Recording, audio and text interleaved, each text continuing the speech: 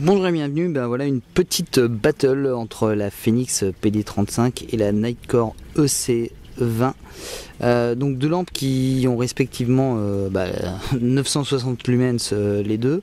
Il y a une petite différence quand même, vous allez voir, vous avez dû voir un peu dans les photos que la Phoenix éclairait un petit peu plus large.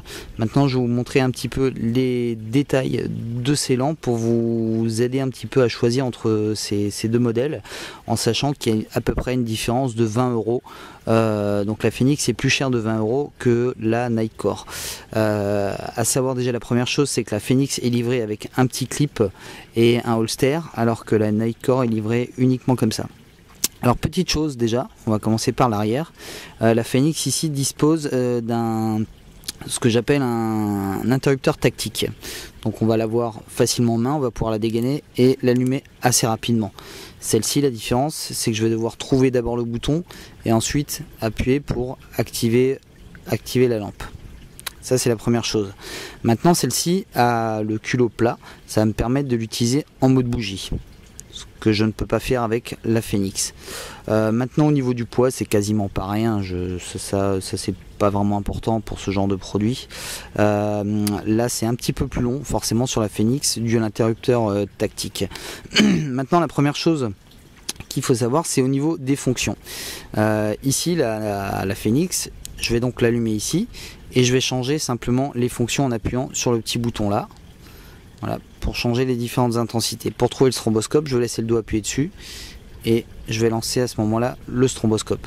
Toujours mémoire du dernier mode utilisé, ça c'est pas un souci. Pour la Nitecore, je vais devoir laisser le doigt appuyer dessus, voilà, pour passer les différentes fonctions à chaque fois. C'est-à-dire que là, hop, je m'arrête ici, je veux passer à la fonction suivante, je vais appuyer longuement ici. Pour le stroboscope, celle-ci, j'ai juste à appuyer 2 fois dessus. Donc voilà, ça c'est déjà une petite différence. Donc c'est vrai que tactiquement la Phoenix est un peu plus facile d'utilisation que celle-ci. Moi, le petit souci que j'ai souvent avec ces petits boutons ici, que ce soit Phoenix ou ou Nitecore ou n'importe quelle autre lampe, j'ai un peu de mal souvent à trouver le petit bouton. Donc c'est parfois un peu pénible. Alors quand on a un clip, voilà, il suffit de le mettre dans l'alignement par exemple ou inversé, et puis là on a un peu plus de facilité à retrouver le bouton. Mais voilà, c'est généralement pas si évident que ça.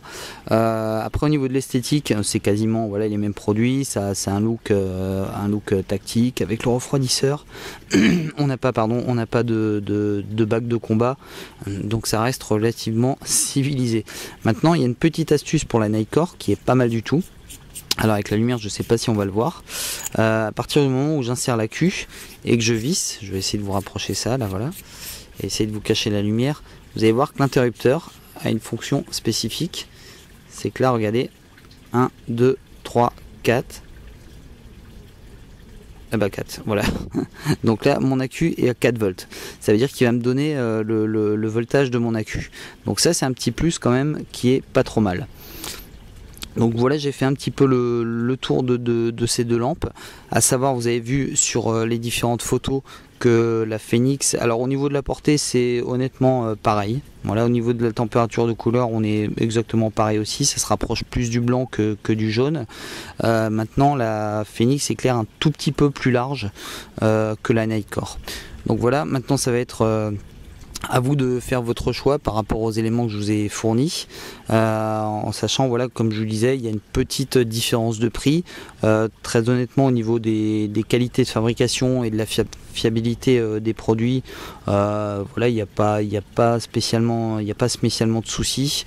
Il y avait sur les premiers modèles généralement un petit souci au niveau des petits boutons là.